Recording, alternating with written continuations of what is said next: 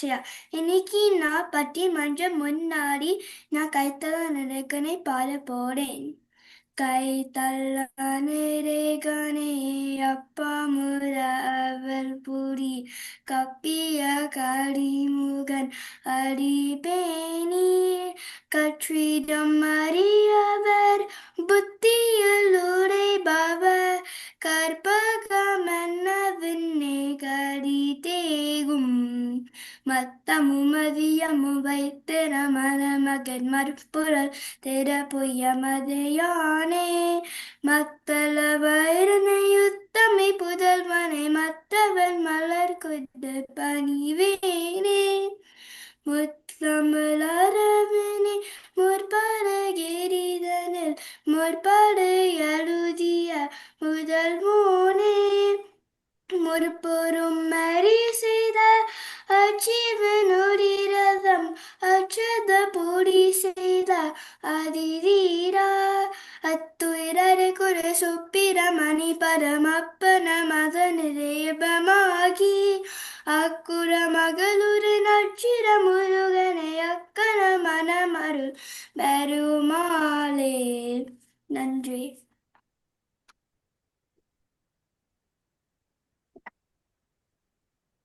உலகெங்கும் வாழும் தமிழ்ச்சங்கம் தமிழ் சமூகம் அனைவருக்கும் எங்களது இனிய ஆசிரியர் தின நல்வாழ்த்துக்கள். நம்ம ஒவ்வொரு நிகழ்ச்சியிலையும் நம்ம ஒரு நல்ல ஒரு சிறப்பான தலைப்போட நம்ம எல்லாரும் உங்களை சந்திக்க வந்திருக்கோம். அந்த வகையில் இன்றைக்கு நடக்கும் நிகழ்ச்சிக்கு நம்மளுடைய டாலஸை சார்ந்த 4 அற்புதமான பேச்சாளர்கள் உங்களுக்காக காத்துட்டு இருக்காங்க. அவர்களுடைய கருத்துக்களை பகிர்ந்துக்க வந்திருக்காங்க. அதே சமயம் ஆசிரியர் தினம், இந்த ஆசிரியர் தினத்தை பற்றி சுருக்கமாக சொல்லணும்னா எழுத்தறிவித்தவன் இறைவன் ஆவான் அப்படின்னு சொல்லுவாங்க. அந்த எழுத்து அறிவிக்கும் ஒரு ஆசானின் தலைமையில் ஒரு பட்டிமன்றம் நடப்பது எப்பயுமே சிறப்பாக இருக்கும். அந்த வகையில் நம்மளுடைய நடுவராக இன்று இந்த பட்டிமன்றத்தை நடத்தி கொடுக்க இருக்கும் தமிழ் அறிஞர் டாக்டர் பேராசிரியர் சேமோமு முகமது அலி ஐயா அவர்கள். ஐயாவை பற்றி சொல்லணும்னா ஐயா காயிதே மில்லத் கல்லூரியின் முன்னாள் முதல்வராக பணியாற்றி ஓய்வு பெற்றிருக்காங்க. அதே கல்லூரியில் தமிழ்துறையின் தலைவராகவும் பணியாற்றி இருக்காங்க. அவருடைய இன்னும் மற்ற பொறுப்புகள், அவர் வைக்கும் பதவிகள் அப்படின்னு பார்த்தோம்னா, அவங்க தமிழக இஸ்லாமிய முன்னேற்ற கழகத்தின் பொதுச் செயலாளராக பதவி வகிக்கிறாங்க. இஸ்லாமிய இலக்கிய சங்கத்தின் தலைவராக இருக்காங்க. SIAS சக்சஸ் அகாடமி அதில் தலைவராக இருக்காங்க. அதே போல் இனிய திசைகள் என்ற ஒரு மாதாந்திர தமிழ் இதழின் ஆசிரியராகவும் இருக்காங்க. அப்படிப்பட்ட ஒரு அறிஞரை இந்த பட்டிமன்றத்தின் தலைவராக கொள்றதுக்கு நாங்கள் பெருமகிழ்ச்சி அடைகிறோம். ஐயா, மேடை உங்கள் வசம். இறை அருள் நம் அனைவர் மீதும் நிறைவதாக. ஆசிரியர் தினத்தை முன்னிட்டு தமிழ் அமெரிக்கா தொலைக்காட்சியும் கோல்டு மைக் நித்தம் பேசு வலை ஒளியும் இணைந்து நடத்துகிற இந்த பட்டிமண்டபத்தை காணுகின்ற உலகளாவிய தமிழ் நெஞ்சங்களுக்கு எங்களுடைய அன்பினை முதற்கண் சமர்ப்பித்துக் கொள்கிறோம். இன்றைய தினம் தேவையான ஒரு தலைப்பை இந்த பட்டிமண்டபத்திற்காக தேர்ந்தெடுத்திருக்கிறார்கள். இன்றைய சிரமங்களுக்கு பெரிதும் காரணம் வீட்டு சூழலா சமுதாய சூழலா என்பதுதான். இதிலே வீட்டு சூழல் என்கிற அணியிலே திரு ஸ்ரீதர் சுவாமிநாதன் அவர்களும் திருமதி உண்ணாமலை சுப்பையா அவர்களும் வாதிட வந்திருக்கிறார்கள். சமூக சூழலே என்கிற அணியிலே திரு ஹரிஹரன் மீனாட்சி சுந்தரம் அவர்களும் திருமதி சுபாஷினி தினகரன் அவர்களும் இங்கே வாதிட வந்திருக்கிறார்கள். அருமை அன்பர்களே, தமிழர்கள் தங்களுடைய இரு கண்களாக காதலையும் வீரத்தையும் கருதினார்கள். காதலும் வீரமும் தமிழருடைய இரு கண்கள். இவை இரண்டும் குறியீட்டு சொற்கள் தான். பல மொழிகளிலே எழுத்துக்கும் சொல்லுக்கும் மட்டும்தான் இலக்கணம் சொல்லியிருப்பார்கள். தமிழ் மொழியிலோ பொருளுக்கும் இலக்கணம் சொல்லியிருக்கிறார்கள். மனிதனுடைய மன உணர்வுகளை இலக்கணப்படுத்திய பெருமை தமிழுக்கு உண்டு. அந்த வகையிலே ஈரமும் வீரமும் நிறைந்த வாழ்க்கையை அகம் என்றும் புறம் என்றும் இரண்டாக பிரித்து வைத்தார்கள் தமிழர்கள். அகம் என்பதனுடைய குறியீட்டு சொல் தான் காதல், புறம் என்பதின் குறியீட்டு சொல் தான் வீரம். அகம் என்பது இல்லத்தையும் குறிக்கும், உள்ளத்தையும் குறிக்கும். இல்லத்தில் ஆற்ற வேண்டிய கடமைகள், உள்ளத்தில் ஏற்படுகிற உணர்வுகளை எடுத்துச் சொல்கிற நிலை, இவற்றையெல்லாம் அகம் என்று அக வாழ்க்கையாக பிரித்து வைத்தார்கள்.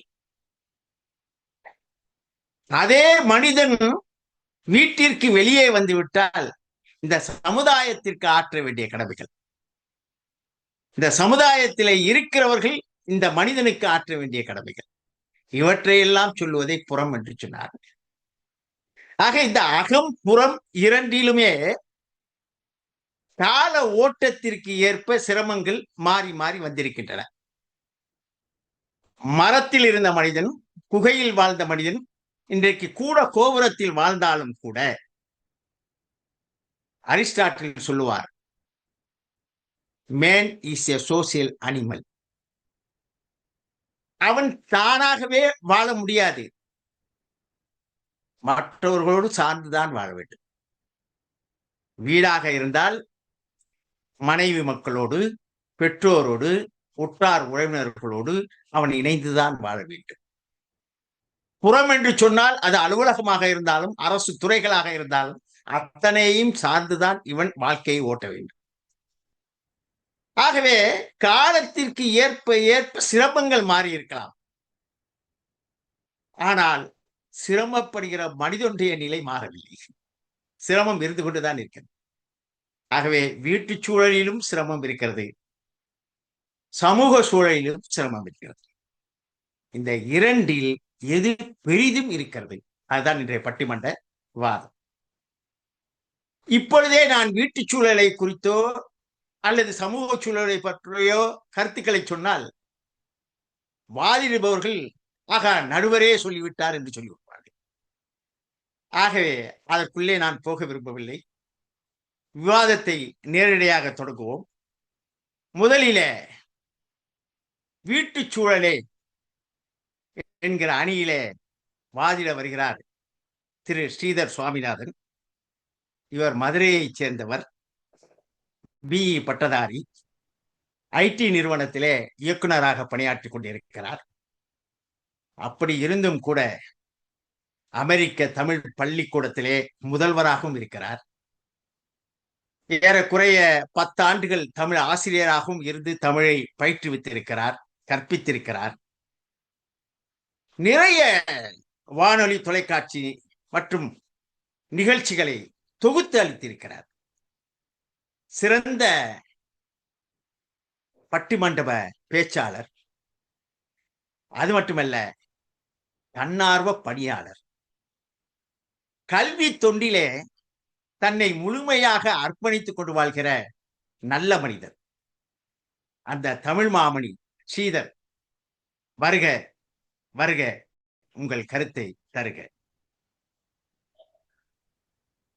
அனைவருக்கும் வணக்கம். இந்த ஆசிரியர் தினத்தில் நடுவராய் வீட்டிருக்கும் நம் பேராசிரியரின் அன்பான வார்த்தைகள் என்னை மிகவும் நெகிழச் செய்துவிட்டது. இது போன்ற ஒரு வாழ்த்து எங்களை மேலும் ஊக்குவிக்கும், மேலும் தன்னார்வ பணியையும் ஆசிரியர் பணியையும் செய்ய தூண்டும் என்பதால் மிக மிக நன்றி கூறிக்கொண்டு, இந்த பட்டிமன்ற வாய்ப்பளித்த தமிரிக்கா டிவிக்கும் வலையொலி நிர்வாகத்திற்கும் நன்றி கூறிக்கொண்டு என்னுடைய உரையை துவங்குகின்றேன். பட்டிமன்றத்தின் தலைப்பு இன்றைய பிரச்சனைகளுக்கு காரணம் வீட்டுச் சூழலா, சமூக சூழலா? இப்போ நம்முடைய வீடு அப்படின்னு வரும்போதே மனைவி, நம் குழந்தைகள், கூட்டு குடும்பமாக இருந்த பெற்றோர்கள், இதுதான் நம்முடைய வீடு இல்லைங்களா? இந்த வீட்டில் நமக்கு ஏதேனும் ஒரு பிரச்சனை அப்படின்னா அவங்களுடைய தான் நம்ம இணைந்து வாழ வேண்டியிருக்கும். இன்றைக்கு சமூகம் அப்படின்னாலே உண்மையான சமூகம் ஒன்று, இரண்டாவது சோஷியல் மீடியா என சொல்லப்படும் இந்த ஃபேஸ்புக், இன்ஸ்டாகிராம், ட்விட்டர் போன்ற பிற விஷயங்கள். இப்போ நமக்கெல்லாம் வந்து அந்த சோஷியல் மீடியாவில் ஏதோ ஒரு பிரச்சனைகள் வருது, டென்ஷன் வருது அப்படின்னா என்ன பண்ணுறோம்? ஐயாட்டே கூட கேட்கலாம், ஐயா வாட்ஸ்அப் இருக்குது, இன்ஸ்டாகிராம் இருக்குது, ஃபேஸ்புக் இருக்குது, இதில் வந்து நீங்கள் அனைத்துலையும் இருக்கீங்களா இல்லை சிலவற்றில் மட்டும் இருக்கீங்களா ஐயா? ஐயா வந்து சிலவற்றில் இருக்கேன்னு சொல்கிறாங்க நினைக்கிறேன். ஸோ இப்போ என்னன்னு பார்த்தீங்கன்னா, நமக்கு இயைந்து சந்தோஷம் கொடுக்கக்கூடிய சோஷியல் மீடியாவில் நம்ம இருக்கிறோம். சில விஷயங்கள் நமக்கு பிரச்சனைகள் வருது அப்படின்னா, துஷ்டனை கண்டால் தூர விலகுன்னு சொல்லுவாங்க தமிழ் மொழியில். அதுபோல் அது வேண்டாம் அப்படின்னா விட்டுட்டு வந்துட முடியும். இதில் போனால் எனக்கு காலை டென்ஷன் ஆகுதுப்பா, வேணாம், விட்டு வந்துடுவோம். நானே 2-3 விஷயங்கள் வெளியே வந்திருக்கேன். 2-3 விஷயங்களில் வந்து இன்னும் சில நட்புகளுக்காக தொடர்ந்து கொண்டிருக்கிறேன். அதுபோல் நம்மளால் செலக்டிவாக சமூகத்தில் இருக்கும் பிரச்சனைகளில் எதை நம் எடுத்துக்கொள்ள வேண்டும், எதை விட்டு வர வேண்டும் என்று முடிவெடுக்க முடியும். ஆனால் வீடு அப்படின்னு எடுத்துக்கிட்டோன்னா, முதல்ல குழந்தை வளர்ச்சியிலேருந்து ஆரம்பிப்பாங்க. ஒரு குழந்தைக்கு வந்து முதல் பள்ளிங்கிறதே வீடு தான். பள்ளியில் நம்ம ஆசிரியர் பாடம் சொல்லி கொடுக்கலாம், ஆனால் அந்த குழந்தைக்கு முதல் பள்ளிங்கிறது வீடு தான். ஸோ அவங்களுடைய குணநலன்கள், சிந்தனைகள், பழக்கங்கள் எல்லாமே வீட்டில் இருந்து தான் உருவாகுது. ஒரு பெற்றோர் காட்டுற அக்கறை, அவங்க காட்டும் கட்டுப்பாடு, கொடுக்கும் கட்டுப்பாடு, அவங்க காட்டும் அன்பு, தவறு செய்தால் கொடுக்கும் தண்டனை, ஒப்பீடு மற்றவர்களோடு, இது எல்லாமே வந்து ஒரு குழந்தையோட மனநிலையை தீர்மானிக்கும். இப்போ இங்கே பிரச்சனைன்னு வரும்போது நான் ஃபர்ஸ்ட் குழந்தையோடைய பிரச்சனையிலேருந்து ஆரம்பிக்கிறேன். ஸோ ஒரு குழந்தைகிட்ட வந்து நம்ம வைக்கின்ற அதிகமான எதிர்பார்ப்பு அவங்களுக்கு மன அழுத்தத்தை கொடுக்குது. அது மதிப்பெண்ணாக இருக்கலாம், சிறு வயதாக இருக்கும்போது. வளர்ந்து வேலைக்கு போயிட்டா என்ன வேலை பண்ணுறாங்கங்கிற வேலையாக இருக்கலாம். நம்மளை போல படித்து முடித்து, சின்ன வயசு சொல்லுவாங்க, படித்து முடிச்சுட்டு வேலைக்கு போயிட்டா வாழ்க்கை நிம்மதியாக இருக்குன்னுவாங்க. அது ஒரு காலம். இன்றைக்கி நம்ம வேலைக்குள்ள வந்துட்டோன்னா வருமானத்தில் ஒரு எதிர்பார்ப்பு, கம்பேரிசன் இல்லைங்களா? இது எல்லாமே வந்து மன அழுத்தத்தை கொடுக்குது. யார் இதில் அதிகமான கம்பேரிசன்? வீட்டில் இருக்கவங்க தான். கணவன் மனைவி மேல் வைக்கும் எதிர்பார்ப்பு, மனைவி கணவன் மேல் வைக்கும் எதிர்பார்ப்பும் இருந்தது. இன்று குழந்தைகள், ஐயா மியூட்ல இருக்கீங்க நீங்க.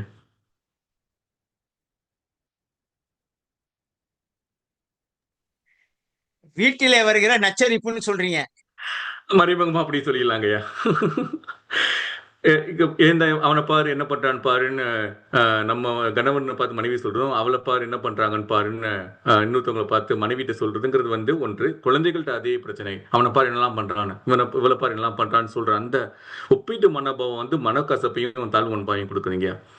என்னுடைய தந்தை அல்லது உங்களுடைய பேராசிரியர் பணி காலத்துலலாம் பார்த்தீங்கன்னா, ஒரு அலுவலகத்தில் சேர்ந்தீங்க அப்படின்னா அந்த அலுவலகத்தில் என்ன பிரச்சனைகள் தான் சமாளிச்சுட்டு நீங்கள் அதுக்குள்ளேயே வண்டி ஓட்ட வேண்டியிருக்கும். அங்கே இருக்கிற ஆசிரியர் பணியாக இருக்கலாம், இல்லை என் தந்தை போல போக்குவரத்து துறையில் ஏற்ற பணியாக இருக்கலாம். ஆனால் அது வந்து ரிட்டைர்மெண்ட் அப்படிங்கிற அந்த ஓய்வு காலம் வரைக்கும் செக்குமாடு மாதிரி வாழ்ந்தவங்கய்யா. அதுதான் சொல்லுங்க.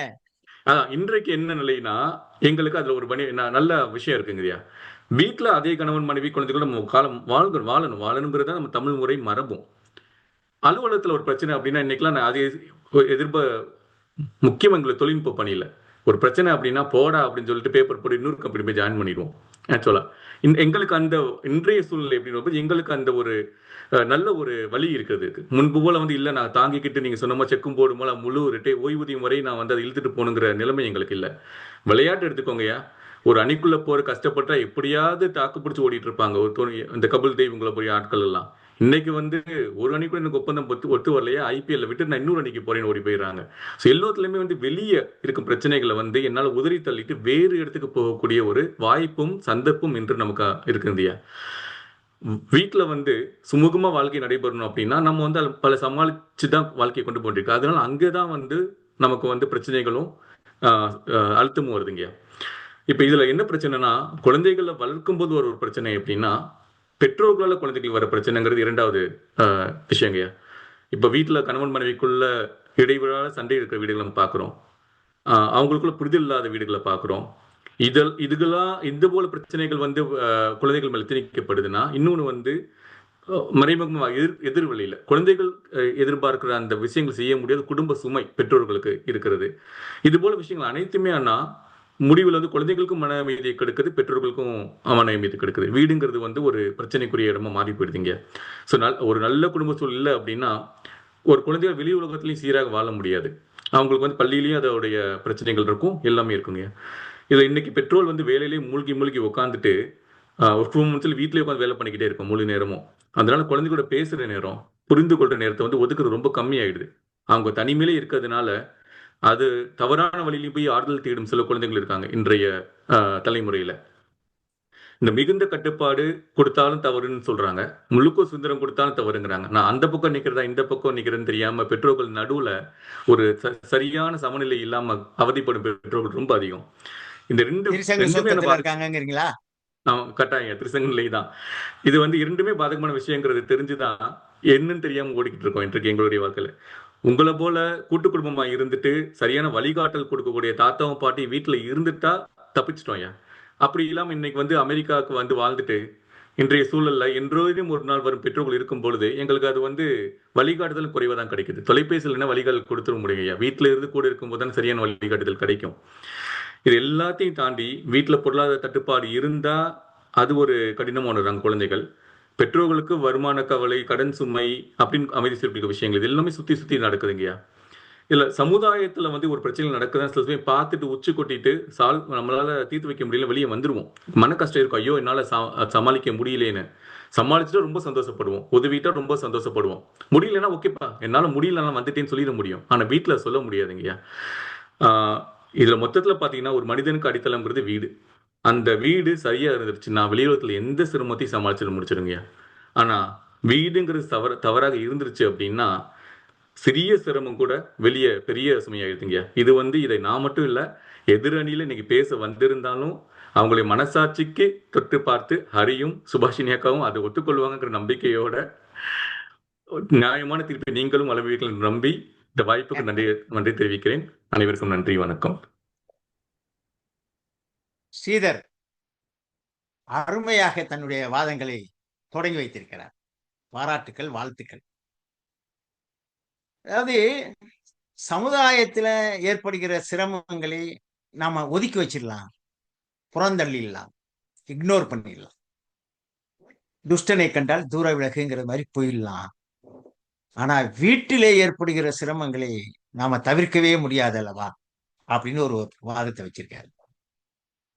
அதே மாதிரி பிள்ளைகள் வளர்ப்பிலே இருக்கிற சிரமங்களையும், நிதி பற்றாக்குறையினாலே வருகிற சிரமங்களையும், கடன் சுமையினாலே வருகிற சிரமங்களையும், குடும்ப அமைப்பு இன்றைக்கு தனி குடித்தன முறையிலே இருக்கிறதுனாலே ஏற்படுகிற சிரமங்களையும் எடுத்து சொல்லி இருக்கிறார். இதற்கெல்லாம் அடுத்து சமூக சூழலே என்று பேச வருகிற சுபாஷினி பதில் சொல்லியாக வேண்டும். சுபாஷினி தினகரன் இவர் பொள்ளாச்சிக்காரு, MA MPhil படிச்சுட்டு இன்றைக்கு டெக்சாஸ்ல டேலஸ்ல வாழ்ந்து கொண்டிருக்கிறவர். மெட்ரோபிளெக்ஸ் தமிழ் சங்கத்தினுடைய மேனாள் துணைத் தலைவர், இன்டர்நேஷனல் இர்விங் கிளப் அதனுடைய வைஸ் பிரசிடென்ட், தமிழ்நாடு ஃபவுண்டேஷன் அதுல youth director, FeTNA Tamil Theni Texas ஜோனலுடைய கோஆர்டினேட்டர். ஆனா இதற்கெல்லாம் மேலாக அவர் ஓர் ஆசிரியை, தமிழ் பள்ளி ஆசிரியை, நிகழ்ச்சி தொகுப்பாளர். அதாவது MTS ரேடியோவில் நிகழ்ச்சி தொகுப்பாளராக இருந்திருக்கிறார். யூடியூப் ஸ்பாட்லைட் வித் சுபா என்கிற நிகழ்ச்சியை நடத்தி கொண்டிருக்கிற மிகப்பெரிய நிகழ்ச்சியாளராக இருக்கிறார். சிறந்த பட்டிமன்ற பேச்சாளரும் கூட. உண்மையிலேயே நமக்கு கிடைத்திருக்கிற ஓர் இலக்கிய சுடர் தான் சுபாஷினி. இலக்கிய சுடரே, சுபாஷினியே வருக, உங்கள் கருத்துக்களை தருக. அனைவருக்கும் வணக்கம். ஐயா வந்து என்னை ரொம்ப மிகைப்படுத்தி பேசியிருக்காரு. அந்த அளவுக்கு எனக்கு நீங்க நினைச்சுக்காம ஒரு தொடக்க பேச்சாளராகவே நீங்க வச்சுக்கலாம். இப்பதான் நாங்களும் ப்ரொஃபஷனலா இல்லாட்டியும் நாங்க கத்துக்கிட்டு தான் இருக்கோம். ரொம்ப நன்றிங்க ஐயா உங்க வார்த்தைகளுக்கு. பட்டிமன்றத்துக்குள்ள போயிடலாம். ஓகே. எண்ணமும் செயலும் ஒருங்கிணைந்து நல்வாழ்க்கை வாய்த்திட முத்தமிழை வணங்கி அரங்கத்தில் நீதி தழுவாதவராக அமர்ந்திருக்கும் நம் நடுவர் முனைவர் திரு சேமு முகமது அலி ஐயா அவர்களுக்கும், அணியாக பிரிந்து நிற்கும் நம் தோழமைகளுக்கும், தமிழ் அமெரிக்கா தொலைக்காட்சி நேயர்களுக்கும், கோல்டு மைக் நித்தம் பேசு நேயர்களுக்கும் வணக்கத்தை சொல்லிக்கொண்டு, இன்னைக்கு பட்டிமன்ற தலைப்பு என்னங்கிறது ஐயாவும் சொல்லிட்டாரு. நம்ம எதிரணியில பேசின தம்பி அவரும் கிளியரா சொல்லியிருக்காரு. என்னன்னா, இன்றைய சிரமங்களுக்கு அது நம்ம குறிப்பிட்டு பார்க்கணும். இன்றைய சிரமங்களுக்கு பெரிதும் காரணம் சமூக சூழலா, வீட்டு சூழலா. முதல் பேச்சாளர் பேசிட்டு போகும்போது வீட்டு அவர் சூழல்ல தான் சிரமத்தை பிரச்சனை. தான் மட்டும்தான் சொன்னாரு. பெரிதும் ஆமா சிரமம் அதை சொல்லணும் இல்ல. ஆமா இந்த பட்டிமன்றம் முடிச்சுட்டு போய் சுட சுட தோசை வாங்கி சாப்பிடுவாரு. அதெல்லாம் மறந்துடுவாரு. இப்ப என்னமோ சிரமத்தை மட்டும் சொல்லிட்டு போயிருக்காரு. அதுவும் அவங்க குடும்பத்துல இருக்கிற ஒரு 3-4 பேரை மட்டும் குறிப்பிட்டு சொல்லியிருக்காரு. அப்பவே தெரியுது அவர் எவ்வளவு சுயநலமா யோசிக்கிறாருன்னு. வீட்டை விட்டு வெளியே இன்னும் தம்பி வரவே இல்லை. வந்தாதான் தெரியும் எவ்வளவு பிரச்சனை இருக்குன்னு. இன்னைக்கு 24 மணி நேரத்துல ஒரு 6 மணி நேரம் 7 மணி நேரம் தான் நம்ம வீட்டுல இருக்கிறோம். மத்த நேரம் எல்லாம் நீங்க உங்களுக்கே தெரியும் என்னைக்கு எப்படா நீங்க தப்பிச்சு போலான்னு தான் பாப்பீங்க வீட்டை விட்டு. அப்ப போகும்போது நம்ம சந்திக்கிற சவால்கள் ஆகட்டும், அலுவலகத்துக்கு போறீங்க, அங்க ரொம்ப சுமூகமா இருக்கா? போன உடனே தெரியும். மீட்டிங்ல ஸ்டோரி சொல்லணும் ஃபர்ஸ்ட். கரெக்டா? அதை சொல்லி முடிச்ச உடனே எந்த இமெயில் வரப்போகுது, எந்த சேட்ல என்ன வரப்போகுதுன்னு ஒரு பதட்டத்தோட தான் உட்காந்துருப்பாங்க ஐயா. இது எல்லாம் மறந்துட்டு என்னமோ வீட்டுல அவங்க வீட்டுக்காரம்மா வந்து நச்சரிக்கிறத வந்து பெரிய பிரச்சனை, குழந்தைங்க இது வேணும் அது வேணும்னு கேட்கறது பெரிய பிரச்சனைங்கிறாரு. இது எல்லாம் நம்ம சமாளிச்சிடலாம். வீட்டு பிரச்சனையில என்ன இருக்க போகுது? கணவன் மனைவி சண்டை இருக்கும், மனக்கசப்பு, இந்த மாதிரி பினான்சியல் ப்ராப்ளம்ஸ் இதுதான் இருக்கும். அதை நம்ம பெரியவங்க வீட்டு பெரியவங்களை வச்சு நம்ம சமாதானப்படுத்தி கடந்து போயிடலாம். ஆனா சமூக பிரச்சனை அப்படியா எங்கய்யா? நம்ம யாரை கூப்பிட்டு கேட்கறது? தனியா போராடுறதா? யாருக்கிட்ட சொல்றது? சில விஷயங்களை நம்ம வெளியவே சொல்ல முடியாது. அந்த மாதிரி பிரச்சனைகள் நிறைய நம்ம பார்த்துட்டு தான் இருக்கோம். நம்மளுக்கு நேர்றதோ இல்லையோ மத்த இடத்துல நம்ம அந்த மாதிரி கதைகளையோ செய்திகளையோ நம்ம படிச்சுட்டு தான் இருக்கோம். அதனால இப்போ வந்து நம்ம முதல்ல நான் பேசணும்னு நினைக்கிற டாபிக் வந்து குழந்தை நல பாதுகாப்பு. அது இன்னைக்கு வந்து பெரிய கேள்விக்குறியா இருக்கு. குழந்தைங்க பிறந்து வளர்ந்து அம்மா அப்பாவையும் வீட்டையும் விட்டு பிரிஞ்சு முதல்ல எங்க போவாங்க ஐயா? பள்ளிக்கூடத்துக்கு தான். அங்க போய் கிட்டத்தட்ட அவங்க 10 மணி நேரம் நம்மள பிரிஞ்சிருக்காங்க. அங்க பாதுகாப்பு இருக்கான்னு கேட்டீங்கன்னா எல்லாருமே நெஞ்சு தொட்டு சொல்லணும், பாதுகாப்பு கிடையாது. அந்த குழந்தைக்கு என்ன நடக்குது ஏது நடக்குதுங்கிற ஒரு பதைப்போட தான் நம்ம அன்றாடம் நம்ம இருக்கோம். ஸ்கூல்ல இருந்து ஒரு இமெயில் வந்துச்சுன்னு வச்சுக்கோங்களேன், அது எவ்வளோ மனப்பதட்டத்துக்கு நம்மள ஆளாக்குன்னு நம்மளுக்கு தெரியும். அதை நான் அனுபவிச்சவங்களுக்கு தெரியும். அதனால பெத்த மனசு இல்லையாமா, அதனால கொஞ்சம் கூடவே கவலைப்படும். சிலதை வந்து குழந்தைங்களே தனியா எதிர்கொண்டு அவங்க அதைய வந்து நம்ம கிட்ட பகிரவும் முடியாம அவங்களுக்குள்ளயும் வச்சுக்க முடியாம அந்த மாதிரி செய்திகளும் நம்ம பாக்குறோம். சோ அந்த பாதுகாப்புங்கிறது சமூகத்துல பெரிய பிரச்சனையா தான் இருக்கு. அடுத்தது குழந்தைங்க வந்து படிக்கணும். ஸ்கூலுக்கு போனா அதை படிக்கணும் படிச்சது மறக்க கூடாது. எக்ஸாம்ல இப்போ 10th வந்துட்டா 500 மார்க்குக்கு 2 மார்க் தான் கம்மி ஆகணும்.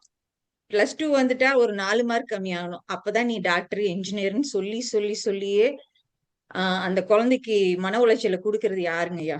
வீட்டுல நம்ம பாசிட்டிவா நிறைய சொல்லி கொடுத்தா கூட வெளியில இருக்கிறவங்க உங்க மகன் எத்தனை மார்க்கு, உங்க மகள் எத்தனை மார்க்கு பார்த்தோன்னு அதான் கேட்பாங்க.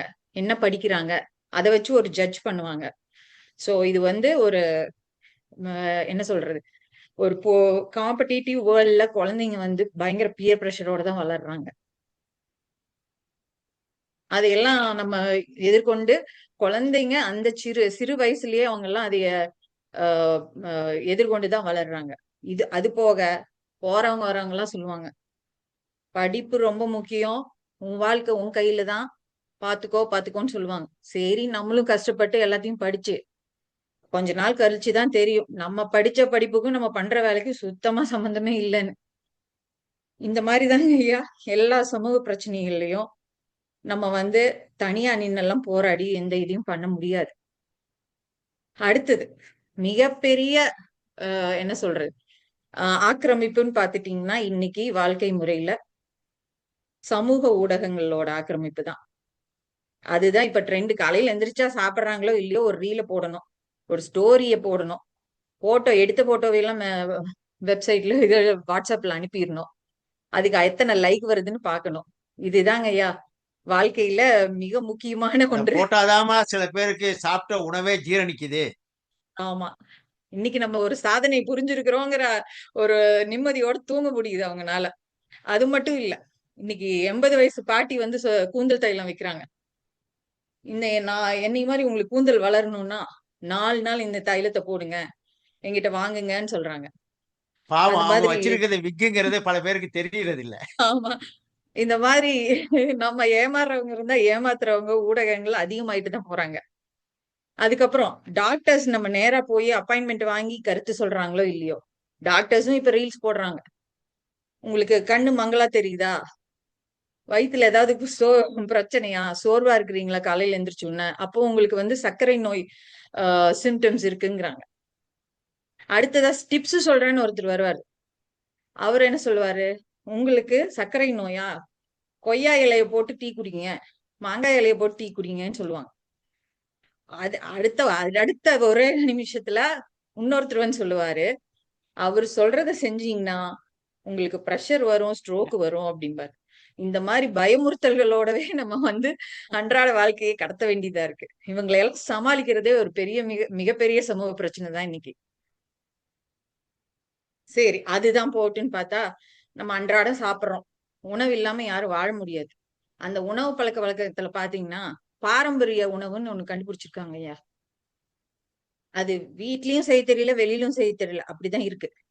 இது போக என்ன சொல்றது, வெளிநாட்டுல இருந்து பல உணவு வகைகள் என் சம்பந்தமே இல்லாம உடலுக்கும் ஒவ்வாத பல விதமான உணவுகளை நம்ம பார்த்துட்டு இருக்கோம். இப்போ பீட்சா எல்லாம் அவுட் ஆஃப் ட்ரெண்ட் ஆயிடுச்சுங்கய்யா. ஷவர்மா, மோமோஸ் அந்த மாதிரி தான் சாப்பிடுறாங்க. அதான் குழந்தைங்களும் ஆர்டர் பண்றாங்க. இப்ப வீட்டுல செய்யறாங்களோ இல்லையோ ஆர்டர் பண்ணி சாப்பிடுறாங்க. இந்த மாதிரி வாய்க்கு கொஞ்சம் ருசியா இருக்கு. விளம்பரங்களை ஆக்கிரமிக்கப்பட்ட ஒரு அடிமையான வாழ்க்கை தான் நம்ம இன்னைக்கு வாழ்ந்துட்டு இருக்கிறோம் சமூகத்தினால. இந்த பிரச்சனைகள் எல்லாம் எப்படி தீர்க்கிறது நம்ம யாருக்குமே தெரியல. இப்போ அப்படிதான் நம்ம கடந்து போயிட்டு இருக்கோம். சரி, இதையெல்லாம் இந்த மன உளைச்சல் எல்லாம் தள்ளி வச்சுட்டு சரி நம்ம எங்காவது சுத்தி பார்க்க போலாம், சாமி தரிசனம் பண்ணிட்டு வரலான்னு போனா பயங்கர கூட்ட நெரிசல். அவங்க சில விதிமுறைகள் எல்லாம் போட்டிருப்பாங்க, அது யாரும் எதுவும் கண்டுக்கிறது இல்லை. விதி மீறல்கள் தான் நிறைய இருக்கு. சோ இது மாதிரி சொல்லிட்டே போயிட்டே இருக்கலாம். பேப்பரை திறந்தா நீங்க வந்து வீட்டு நிகழ்வுகள் இருக்கோ இல்லையோ, சமூகத்துல நடக்கிற அவலங்கள், வன்முறை கொடுமைகள், இந்த நாட்டுல போறோம் அந்த நாட்டுல போறோம்னு பல பிரச்சனைகள் சமூகத்துலதான் இருக்கு. வீட்டு பிரச்சனையை எப்படியோ சமாளிச்சு வாழ்ந்துடலாம். ஆனா சமூகத்துல இருக்கிற பிரச்சனைய ஒன்று கூடிதான் நம்ம தீர்க்கணும். அப்புறம் இன்னொன்னு சொல்லுவாங்க, சிஸ்டம் சரியில்லைன்னு சொல்லுவோம். அது நம்மளும் சேர்ந்துதான் சொல்லுவோம். நம்மளும் சிஸ்டம்ல ஒரு அங்கம்தான். அதனால சமூக பிரச்சனை தான் இன்றைய சூழல்ல இத்தனை சிரமங்களுக்கும் மிகப்பெரிய காரணம் என்று சொல்லி வாய்ப்பளித்தமைக்கு நன்றி கூறி அமர்கிறேன். நன்றி, வணக்கம். ஸ்ரீதர், வீட்டு பிரச்சனையை சமாளிக்க இயலாது, சமூக பிரச்சனையை சமாளிச்சிடலாம், ஒதுக்கிடலான்னு. சுபா, வீட்டு பிரச்சனையை ஒதுக்கிடலாம், சமாளிச்சிடலாம், ஆனா சமூக பிரச்சனையை தான் நம்மளால சமாளிக்க முடியாது அப்படிங்கிறதுக்கு அடுக்கடுக்கான காரணங்களை எல்லாம் சொன்னாங்க. குழந்தை நல பாதுகாப்புல இருந்து ஆரம்பிச்சுட்டாங்க. அப்புறம் திருமணத்திலிருந்து, சமூக ஊடகங்களுடைய ஆக்கிரமிப்புல இருந்து, உணவு பழக்க வழக்கத்தில இருந்து, சமூக அவலங்கள், போர்கள், வன்முறைகள், இவற்றையெல்லாம் எடுத்து அடுக்கடுக்கா சொல்லி இவ்வளவு சிரமங்களும் நம்மளால தவிர்க்க முடியாதுங்கிற கருத்துக்களை வச்சு பெரிதும் சிரமத்துக்கு நம்மை ஆளாக்குவது சமூக சூழல் தான் சொல்லியிருக்காங்க. இதை மறுக்க வருபவர் திருமதி உண்ணாமலை சுப்பையா. உண்ணாமலை சுப்பையா காரைக்குடிக்காரவங்க. ஆனால் அவர்கள் படித்தது வளர்ந்தது எல்லாமே சென்னையிலே தான். MS படித்து முடித்துவிட்டு இன்றைக்கு ஒரு வங்கியில சூப்பர்வைசராக மிகச் சிறப்பாக பணியாற்றி கொண்டிருக்கிறார். கவிதையிலே ஈடுபாடு, வரலாற்றிலே ஈடுபாடு, பெயிண்டிங் அதிலே ஈடுபாடு, இப்படி பல்வேறு துறைகளிலும் விற்பனராக இருப்பதற்கு பெரும் முயற்சியை மேற்கொண்டிருக்கிறார். வானொலி நிகழ்ச்சியாளராகவும் இருக்கிறார். வாங்க பேசலாம் என்கிற நிகழ்ச்சியில புகழ் பெற்றவர். உண்ணாவின் குரலில் அதை கேட்பதற்கே ரசிகர்கள் நிறைய இருக்கிறார்கள். சிறந்த மேடை பேச்சாளர், பட்டி மண்டப வீராங்கனை. இவர் வானொலி நிகழ்ச்சியாளராகவும் இருக்கிறார். பல்வேறு நிகழ்ச்சிகளிலே தொகுப்பாளராக இருந்திருக்கிறார். வளர்ந்து வருகிற நல்லதொரு இலக்கிய தென்றல் நம்முடைய உண்ணாமலை சுப்பையா. அந்த இலக்கிய தென்றல் இப்போது சுபாவுக்கு பதில் சொல்ல இதோ வருகிறார். வணக்கங்க ஐயா. உங்கள் வார்த்தைக்கு மிக்க மிக்க நன்றி. உலகெங்கும் உள்ள அனைத்து தமிழ் உள்ளங்களுக்கும் தமிழ் அமெரிக்கா சார்பாகவும், கோல்ட் மைக் நித்தம் பேசு வலையொலி சார்பாகவும் வணக்கம். இன்றைய சிரமங்களுக்கு பெரிதும் காரணம் வீட்டு சூழலே சமூக சூழலே. நம்ம பட்டிமன்ற தலைப்பு எதிரணியில வந்து சுபா பேசினாங்க. அவங்க பேசிட்டாங்க. இதுக்கப்புறம் பேசுறதுக்கு வேற இன்னொரு ஆள் வராங்க. சுபா வந்து வாங்க பேசலாம்ங்கிறவங்கள்ட்டயே ரொம்ப பேசுறாங்க. ஐயா, குடும்பம்னா 3-4 பேரை பத்தி தான் சொன்னாங்க. சுயநலமா பேசினாங்க அப்படின்னாங்க. அதாவது சுயநலம் கிடையாது. ஒரு பழமொழி சொல்லுவாங்க, தனக்கு மிஞ்சிய பிறகுதான் தானமும் தர்மமும். அப்ப முதல்ல நான் எங்க குடும்பத்தை பார்த்துக்கிட்டு தான் நான் சமூகத்தை பார்க்க முடியும். எனக்கு குடும்பம் தான் ஆணி வேற. குடும்பம் வேற பிரச்சனையா இருக்கும் போது இது எப்படி தெரியுமா இருக்கு? இவங்க சொல்றது பில்டிங் ஸ்ட்ராங், பேஸ்மெண்ட் வீக்ன்ற மாதிரி இருக்கு. நாங்க என்ன சொல்ல, பேஸ்மெண்ட்டை ஸ்ட்ராங் பண்ணாதான் எங்களுக்கு பில்டிங் ஸ்ட்ராங்கா வரும்ன்றோம். அதை புரிஞ்சுக்காம சுபா என்ன பிரச்சனைன்றாங்க. சமூகத்துல பிரச்சனை யாரு கேட்பானாங்க? ஐயா, சமூகத்துல பிரச்சனைனா போலீஸ் வரும், ஆர்மி வரும், அப்புறம் பக்கத்து வீட்டுக்காரனாச்சும் வந்து என்ன பிரச்சனை எதுன்னு கேட்பாங்க. நெய்பர்ல இருந்து யாராவது வராங்க. வீட்டுக்குள்ள பிரச்சனைனா அம்மா அப்பா கிட்ட போய் சொன்னாலே என்ன சொல்லுவாங்க? புருஷன் பொண்டாட்டி பிரச்சனை, உங்களுக்குள்ள பேசி சமாளிச்சுக்கோங்க, 4 செவத்தை விட்டு வெளியில வரக்கூடாதுன்னு. யாரு வருவா? இவங்க வந்து சொசைட்டில பிரச்சனைனா கேட்கறதுக்கு யாரு வருவாங்களா? சொசைட்டில பிரச்சனைனா சோசியல் மீடியால இருந்து எல்லாரும் வருவாங்க. வீட்டுக்குள்ள பிரச்சனைனா தான் ஒரு பிள்ளையும் வராது. சுபா வந்து பேசுறாங்க. ப்ரெஷர் மனிதனுடைய, அதாவது ப்ரெஷர்ன்றாங்களே, எப்படிங்க அந்த ப்ரெஷர் ஆரம்பிக்குது? சுபா என்ன சொன்னாங்க? சொசைட்டி ப்ரெஷர்னாங்க. சொசைட்டி ப்ரெஷரை நீங்க ஏங்க காதுல எடுக்கிறீங்க? நீங்க உங்க வீட்டுல பிள்ளைங்க மேல ப்ரெஷரை திணிக்காமையா இருக்கீங்க? நாம என்ன சாதிச்சுக்கோன்றதை நம்ம மறந்துடுவோம். நாம நம்ம பிள்ளைங்களை பார்த்து, அந்த பிள்ளைய பாத்தியா 10 வயசு தான் ஆகுது, அது பார் தங்க பதக்கம் வாங்கிட்டு வந்திருக்கு, நீனும் தான் இருக்கியே. நம்ம பிள்ளைங்களை திட்ட மாட்டோம். இப்ப பிரச்சனை எங்கேருந்து வருது? வீட்டுல இருந்து வருது. இப்படி சுபா பேசினதுக்கு கவுண்டர் அடிச்சுக்கிட்டே போலாம். சோசியல் மீடியா பத்தி பேசினாங்க. ஐயா, இந்த சோசியல் மீடியால அதாவது வந்து ஒரு காயின் எடுத்துக்கிட்டீங்கன்னா அதுக்கு தலையும் இருக்கு, வாலும் இருக்கு, இரவும் இருக்கு, பகலும் இருக்கு. ஒரு தினம் எடுத்துக்கிட்டீங்கன்னா இரவு பகல், சூரியன் சந்திரன், எல்லாத்துக்குமே 2 முகங்கள் இருக்கு. சோசியல் மீடியா எடுத்துக்கிட்டா நல்லதும் இருக்கும், கெட்டதும் இருக்கும். இவங்க உட்காந்துட்டு இந்த வீடியோ, இன்ஸ்டா ரீல்ஸ் இதா பார்த்துட்டு அதுல உள்ள நல்லதெல்லாம் விட்டுட்டாங்க. ஆக இவங்க என்ன பண்றாங்கன்னா, வீட்டுல இவங்க ஒழுங்கா வேலை பார்க்கறதே இல்ல. இந்த ஆரம்பத்துல இருந்து இந்த ரீல்ஸையா பார்த்துட்டு இப்படியே கதையை அடிச்சுட்டு போயிட்டாங்க. பாவம், அண்ணனை கேட்டாதான் தெரியும் வீட்டுல எவ்வளவு கஷ்டப்படுறாங்கன்னு. என்னோட கருத்துக்கு வரேன்.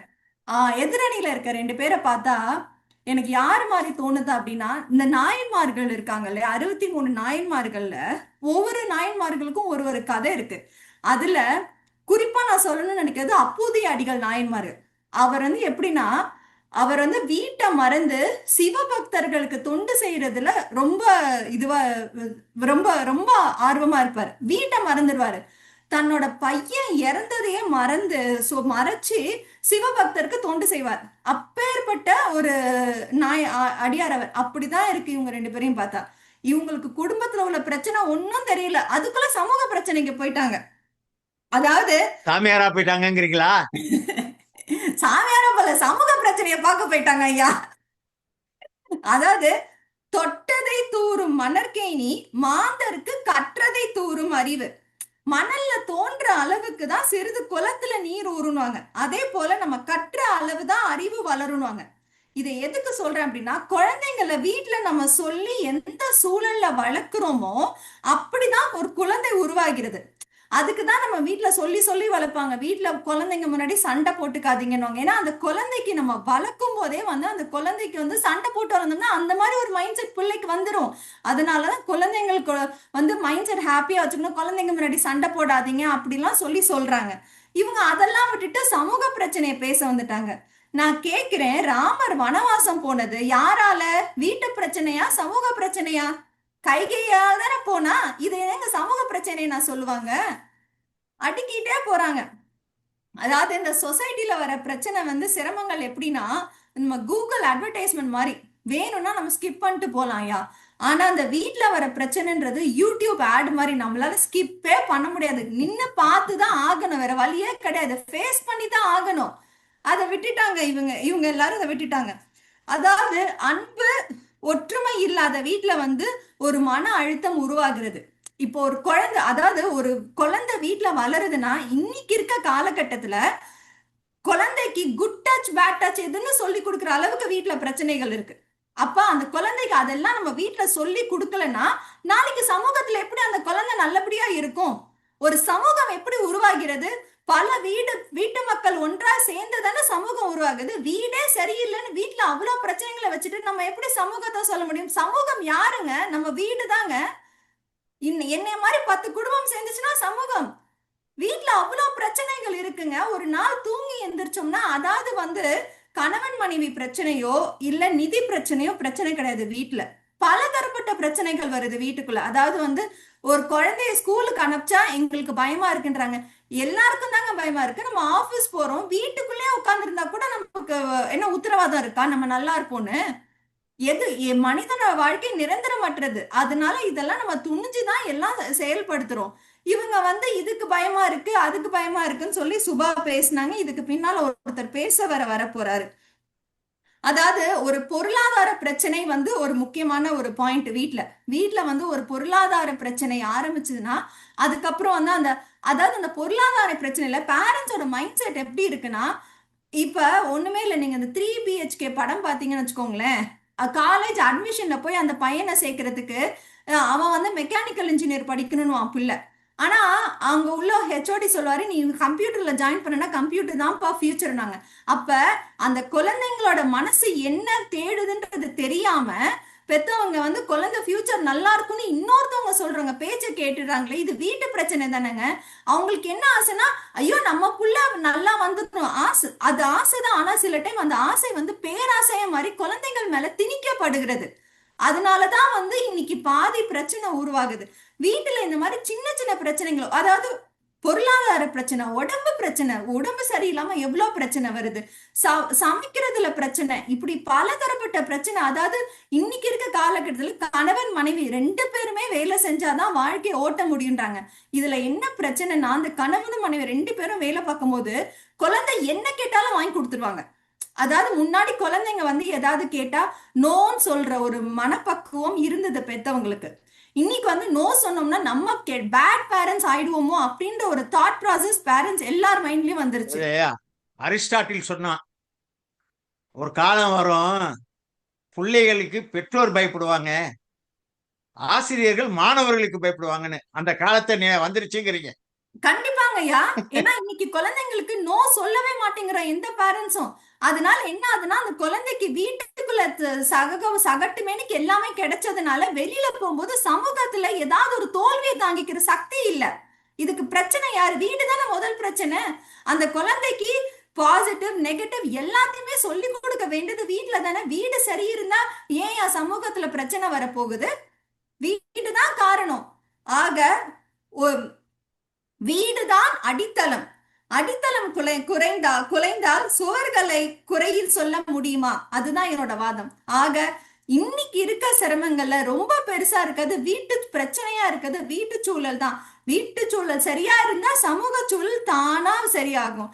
ஆக வீட்டு சூழல் தான் சிரமம் என்று கூறி வாய்ப்பளித்த அனைத்து உள்ளங்களுக்கும் நன்றி பாராட்டி விடைபெறுகின்றேன். நன்றி, வணக்கம். உண்ணாமலை மிக சிறப்பாக தன்னுடைய வாதங்களை எடுத்து வைத்திருக்கிறார். குடும்பம் தான் ஆணி வேறு. ஐயா நீங்க சமூகத்தை இதை பத்தியே பேசிட்டு இருக்கீங்க. பில்டிங் ஸ்ட்ராங்கா இருந்து என்ன பிரயோஜனம்? பேஸ்மெண்ட் வீக்கா இருந்துச்சுன்னா.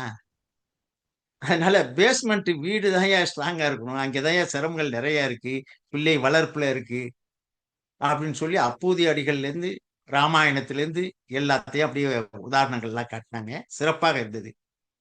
நம்ம மத்த சமூக ஊடகங்கள்ல எல்லாம் ஸ்கிப் பண்ணிட்டு போயிடலாம். ஐயா வீட்டு பிரச்சனையில ஸ்கிப் பண்ண முடியாது, சிறப்புகள் அதிகம் அப்படிங்கறத எடுத்து சொல்லியிருக்காங்க. இவங்களுக்கு பதில் சொல்ல வருகிறார் ஹரிஹரன் மீனாட்சி சுந்தரம், ஈரோட்டுக்காரு. எம்சிஏ படிச்சுட்டு ஐடி நிறுவனத்துல ப்ராஜெக்ட் டைரக்டரா இருக்கார். அதாவது இங்க எல்லாமே பாத்தீங்கன்னா ஐடில இருக்கிறவங்க, அந்த நிறுவனத்துல வேலை செய்யறவங்க தான் இருக்காங்க. உண்மையிலே அதுல ஸ்ட்ரெஸ் அதிகமா இருக்கும்னு சொல்லுவாங்க. ஆனா அந்த ஸ்ட்ரெஸ் எல்லாம் இந்த தமிழின் மீது இருக்கிற காதலினாலே அவர்கள் அவற்றையெல்லாம் தகர்த்து எறிந்து விடுகிறார்கள் என்று நான் நினைக்கிறேன். இவரு கூட சிறந்த பட்டிமன்ற பேச்சாளர், நிறைந்த தமிழ் பற்றாளர். மிகப்பெரிய சிறப்பு என்னென்ன, மன வளக்கலை ஆசிரியர், யோகா தியானம் இவற்றையெல்லாம் கற்பிக்கிறவர். ஆக இவர் ஓர் வாழ்வியல் வசந்தம். இந்த வாழ்வியல் வசந்தம் இப்போது உண்ணாமலைக்கு பதில் சொல்ல வரட்டும். நாம் சுவாசிப்போம். அனைவருக்கும் வணக்கம். வாய்ப்பளித்த தமிழ் அமெரிக்க டிவி, கோல்டு மைக், நித்தம் பேசு வானொலிக்கும் முகமது அலி ஐயா அவர்களுக்கும் முதற்கண் வணக்கத்தை தெரிவித்துக் கொள்கிறேன். தலைப்பு வந்து ரொம்ப சிறந்த தலைப்பு. ஒவ்வொருத்தரும் ஒவ்வொரு பார்வையில் அவர்களுடைய பார்வையில் பேசினாங்க. பில்டிங் எல்லாம் ஸ்ட்ராங்காக தான் இருக்குது, ஆனால் ஃபவுண்டேஷன் வீக்காக இருந்தால் என்ன பண்ணுறது அப்படின்னு சொல்லி எல்லாம் ஒன்றா பேசினாங்க. அவங்களுடைய இதுக்கே வரேன். அவங்க எங்களுக்காக தான் பேசினதாக தான் இருந்தது. ஏன்னா 3BHK இதில் படத்தில் சொன்னாங்க, காலேஜ் வந்து ஜாயின் பண்ணும்போது அப்பா கொண்டு போய் பையனை சேர்த்துறது கம்ப்யூட்டர் சயின்ஸ் இது பண்ணுறாரு. கம்ப்யூட்டர் சயின்ஸ் தானே சேர்த்திருக்கணும், வீட்டில் ஒழுங்காக இருந்திருந்தா. யாருன்னே தெரியல, அவர்கிட்ட போய் பணத்தை கொடுத்து சேர்த்துறாங்க. அவர் சொல்கிறாரு இல்லை ஐடி தான், அது வந்து ஐடி தான் சாரி மெக்கானிக்கல் சேரணும்னு போயிருப்பாங்க. சம்மந்தம் இல்லாத ஒருத்தர் அவர் சொல்கிறத நம்பி இல்லை ஐடிக்கு தான் ஆப்பர்ச்சுனிட்டி ஆம்பா, நீ ஐடியே சேருப்பா, நீ ஏன் சேர்த்துனாங்க அப்படின்னு அவங்க சொன்னது எனக்கு புரியல. அது சமூகமா இல்லை வீடா? பிரச்சனை எல்லாம் வீட்டுக்கு வருது, ஆனால் பிரச்சனை எங்கே ஆரம்பிக்கிறதுங்கிறது தான் எங்களுடைய கேள்வி. இன்றைய சூழல்ல இன்றைய பிரச்சனைக்கு காரணம் எங்க, பெரிதும் காரணம் எங்க இருக்கு? எல்லாமே நாங்க வீட்டை விட்டு வெளியில இருக்கோம், இல்ல துறவரத்துல இருக்கிறோமா? எல்லாருமே இல்லறத்துல இருக்கக்கூடியவங்க. ஆனா பிரச்சனை எங்க ஆரம்பிக்குது, யார் ஏற்படுத்துகிறார்கள்? நிறைய இடங்கள்ல நீங்க சொன்னது குழந்தைங்களுக்கு குட் டச் பேட் டச் சொல்லி கொடுக்க வேண்டியது இருக்குன்னு. ஏன் சொல்லி கொடுக்க வேண்டியது இருக்கு? வீட்டுக்குள்ள இருக்கிற 4 பேருக்குள்ளதான் பிரச்சனை வருதா, இல்ல சமூகத்தில இருந்து வரக்கூடிய வெளியில, வீட்டுக்கு வெளியில இருக்கிற பிரச்சனையினால வீட்டுக்குள்ள நீங்க குட் டச் பேட் டச் சொல்லி தரீங்களா? அப்ப பிரச்சனை வெளியில் அதிகமா இருக்கு, செய்ய வேண்டிய வேலைகள் வீட்டுக்குள்ள இருக்கு. ஆனா நீங்க வீட்டுக்குள்ள செய்யற வேலையவே பிரச்சனையா பாக்குறீங்க. அப்ப உங்களுக்கு எப்படி நீங்க அதை சரி பண்ண முடியும்? இல்லையா? அப்ப சண்டை போடாத அமைதியா இருக்கணும்னு சொல்றீங்க. அதாவது அப்பூதி அடிகள், அதாவது எல்லாருமே சாமியாரா போயிட்டாங்க அப்படின்னு நாங்கெல்லாம் சாமியாரா இருக்கோம் அப்படிங்கிற மாதிரி சொல்றது சமூகத்தின் பார்வையில் இருக்கக்கூடிய சிக்கல்கள், நடைமுறை சிக்கல்கள், வாழ்வியல் சிக்கல்கள். அதாவது வீட்டுக்குள்ள நீங்க வந்து 4 பேர் உங்களுக்கு சமாளிக்கிறதே ஒரு பெரிய பிரச்சனையா இருக்குன்னா, கடுகை தூக்கி கண்ணுகிட்ட வச்சுக்கிட்டு ஐயோ சூரியனே தெரியலங்கிற மாதிரி இருக்குது. ஒரு சின்ன 4 பேருக்குள்ள இருக்கிற பிரச்சனைய வீட்டை தாண்டினீங்கன்னா 40 பேர் வித்தியாசமான மக்கள் இருக்காங்க. தெருவை தாண்டினீங்கன்னா 400 பேர் வித்தியாசமான மக்கள் இருக்காங்க. ஊரை தாண்டினீங்கன்னா மக்கள் மாதிரி மாக்கள் லட்சக்கணக்கில் இருக்கிறாங்க. இதற்குள்ள நம்ம வாழ்றதுக்கு, வாழ்வியல குழந்தைகளுக்கு சொல்லித்தர வேண்டியதுக்கு இந்த பிரச்சனைகள்லாம் இருக்கு. நீங்க எல்லாரும் பிரச்சனையை பத்தி சொல்லும் போது ஸ்ரீதரவும் ஒன்னாவும் பேசினது எல்லாமே சமூக வலைதளம்னு சொல்றீங்க. ஸ்விட்ச் ஆஃப் பண்ணிட்டீங்கன்னா வேலை முடிஞ்சது. நான் 5 வருஷமா நான் டிவியோ நியூஸோ எல்லாம் பிரேக்கிங் நியூஸ் எல்லாம் பார்க்கறதில்ல. ஏன்னா பிரேக்கிங் நியூஸ் பார்த்து பார்த்தே நமக்கு பிரேக் ஆயிடுது, சிந்தனைகள் பிரேக் ஆயிடுது, சந்தோஷமான நிகழ்வுகள் பிரேக் ஆயிடுது. ஏன்னா எங்கேயோ ஒரு பக்கத்துல ஒரு குண்டு வெடிப்பு நடக்குது, ஒரு துப்பாக்கி சூடு நடக்குது. அமெரிக்கால 50 மாகாணங்கள் இருக்கு. ஒரு இடத்துல நடக்கக்கூடிய ஒரு துப்பாக்கி சூட்டுக்கு உங்களுக்கு எத்தனை கால் வருது, எத்தனை வாட்ஸ்அப் மெசேஜ், உங்களுக்கு ஒன்றும் பிரச்சனை இல்லையான்னு ஏன் வருது? ஸோ சமூகத்துல எங்கேயோ ஒரு நடக்கிறதுடைய பாதிப்பு நமக்கு நேரடியா வந்து தாக்குகிறது அதிகமாக இருக்கு இல்லையா? இன்னொன்னு ஒப்பீடு செய்யறோம் அப்படின்னு சொல்றது, ஏன் ஒப்பீடு செய்யறீங்க? யார் அந்த ஒப்பீட்டை ஏற்படுத்துறாங்க? வீட்டுக்குள்ள இருக்கக்கூடிய கணவன் மனைவி மட்டுமே நீங்க மட்டும்தான் ஒப்பீடு பண்றீங்களா? இல்ல பக்கத்துல இருக்க குழந்தைகள் வந்து இன்னைக்கு வந்து அவார்டு வாங்கியிருக்குன்னு வாட்ஸ்அப் ஸ்டேட்டஸ் வச்சிருக்காங்க, இல்ல இன்ஸ்டாகிராம்ல போஸ்ட் போடுறாங்க. நான்லாம் ஸ்டேட்டஸே பார்க்க மாட்டேன்னு சொல்லிட்டு இருந்தவங்க எல்லாருமே ஸ்டேட்டஸ் வச்சிருக்காங்க இன்னைக்கு. இன்னைக்கு எல்லாமே தலைமுறை என்ன தினம் ஸ்டேட்டஸ பார்க்கலன்னா ஸ்டேட்டஸ் இல்லைங்கிறாங்க. அதுவும் உண்மைதான். அவுடேட்டட் ஆயிடும். எனக்கு நிறைய நேரங்கள் நான் பார்க்க மாட்டேன், வீட்டில் பையன் பார்த்து சொல்லுவான், இல்லை அப்படியே இருந்ததான் ஒய்ஃப் பார்த்து சொல்லுவாங்க. இல்லை இப்போ அந்த ஸ்டேட்டஸை பார்க்கும்போது உடனே அங்கே பார்த்தியாடா அவன் அந்த வேலையை பண்ணியிருக்கான், அந்த இதில் வந்து படிச்சுக்கிட்டே எக்ஸ்ட்ரா கரிக்குலர் ஆக்டிவிட்டியில் இந்த அவார்டு வாங்கியிருக்கான், சின்ன வயசுல இப்படி சாதிச்சிருக்காங்க, நீ எப்படிலாம் எப்படி வரணும் தெரியுமா? ஆமா, நம்மெல்லாம் எப்படி வந்தோன்னு தெரியுமா? இல்லை, அது நமக்கு தெரியும். ஆனா பேசும்போது மேடையில பேசுறதுக்கும் இந்த ஒப்பீடு எங்கிருந்து வருது? கணவனும் மனைவியும் சேர்ந்தா நீங்க ஒப்பீடு பண்றீங்க, அம்மாவும் அப்பாவும் ஒப்பிட்டு சொல்றீங்க, நான் எப்படி படிச்சேன், நீ எப்படி படிக்கணும் அப்படி சொல்றோமா? அவன் எப்படி படிக்கிறான், நீ எப்படி படிக்கணும், அவன் வேலை வாங்கிட்டான், நீ வேலை வாங்கிட்டியா, இன்டர்ன்ஷிப் கிடைச்சிருச்சா, இது யாரு சொல்றாங்க?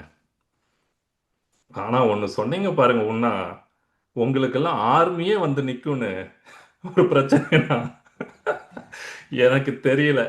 நீங்க வேணா அடிச்சு பாருங்க, 911 கூப்பிட்டு ஆர்மி வரும் தான். ஆனா இந்த சின்ன சின்ன பிரச்சனைகளுக்கெல்லாம் நீங்க ஆர்மி ரேஞ்சுக்கு போய் நின்னீங்கன்னா அப்போ உங்களுக்கு பிரச்சனையுடைய எதுதான் பிரச்சனைன்னு உங்களுக்கு தெரியலங்கிறது தான் நிதர்சன உண்மை. எவ்வளவு சிக்கல்கள் சமுதாயத்தில் இருக்கு அப்படின்னா, இன்னைக்கு விலைவாசி $1 இருந்த ஒரு டாலர் ட்ரீங்கிற ஒரு கடை இன்னைக்கு இல்லை. ஏன்னா 25% அதிகமா இருக்கு. $25. விலைவாசி ஏற்ற 50% ஒரு பொருள் வாங்கிட்டு இருந்த ஒரு பொருளுக்கு திடீர்னு 50% வரி போடுறாங்க. இது எங்க வீட்டுக்குள்ள இருந்து வந்த பிரச்சனையா, இல்ல சமூகத்துல இருந்து வரக்கூடியதா? விசா இஷ்யூ ஒண்ணு, வேலை வாய்ப்பு கிடைக்கிறதே பிரச்சனையா இருக்கு. அந்த வேலை வாய்ப்பு கிடைக்கிறதுக்குள்ள இருக்கக்கூடிய விசால எவ்வளவு சிக்கல்கள் இருக்கு. மாணவர்கள் அங்கிருந்து ஒரு எதிர்காலத்தோடைய ஒரு பெரிய ஒரு எதிர்பார்ப்புல ஒரு கனவுல இங்க வந்து படிக்கிறாங்க.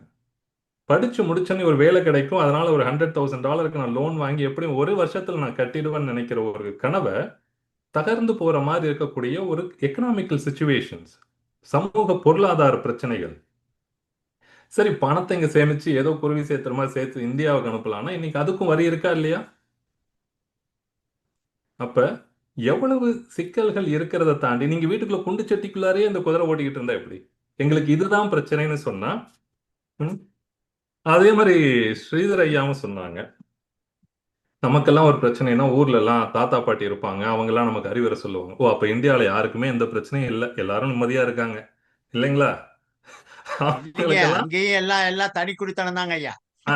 அதுதான் இப்ப என்னமோ நம்ம இந்தியாவில போயிருச்சு, வேறொரு உலகத்துல இருக்கிற மாதிரி தான் பேசுறாங்களோ தவிர, இன்றைய சமுதாய சிக்கல்கள்ல உங்களுக்கு சமூகம்ங்கிற ஒரு எது சமூகம்னே உங்களுக்கு தெரியல. உங்களுக்கு ஒரு சமூக வலைதளம்னா போனை தவிர உங்களுக்கு வேற எதுவுமே தெரியல. போன்ல இருக்கக்கூடிய வலைதளங்கள், மீடியா, வாட்ஸ்அப், ட்விட்டரு, ஃபேஸ்புக். ஐயா, போன் தான் லைஃப்னு மாறி போச்சுங்களே. அதனாலதான் நினைக்கிறேன். அததான் பிரச்சனையே. அதாவது இப்ப நான் வந்து உங்களுக்கு, நீங்க கல்லூரியில இருந்திருப்பீங்க, நம்ம மாணவர்களாக இதுல இருக்கும்போது இப்படி சும்மா ஒரு சுண்டு விரல் காமிச்சோன்னே ஆசிரியர் பா அப்படிமா, அது பிரச்சனை கூட இல்லை, எனக்கு இப்படி வருதுன்னு வெளியில போறது, பக்கத்துல இருக்கு ஏன்டா கேட்ட எனக்கு வர மாதிரி இருக்கு அப்படின்னு. ஏன்னா அது பிறர் என்ன தூண்டல் அப்படிங்கிறது. நான் இது ஒரு சின்ன ஒரு உதாரணம் சொல்றேங்க. உணவு கலாச்சாரத்திலிருந்து இன்னைக்கு சாப்பிடும் கலாச்சாரம் எவ்வளவு கொடூரமா மாறி இருக்கிறதுக்கு காரணம் என்னங்க? ஒரு பானை சோற்றுக்கு ஒரு சோறு பதம்னு சொல்றது, ஒவ்வொரு சோற பதம் பார்த்து பல பேரோட வயிறு பானை மாதிரி ஆயிடுச்சு இன்னைக்கு. ஏன்னா ராத்திரி மிட் நைட் மசாலான்னு ஒரு சீரியல் இது வந்திருக்கும்.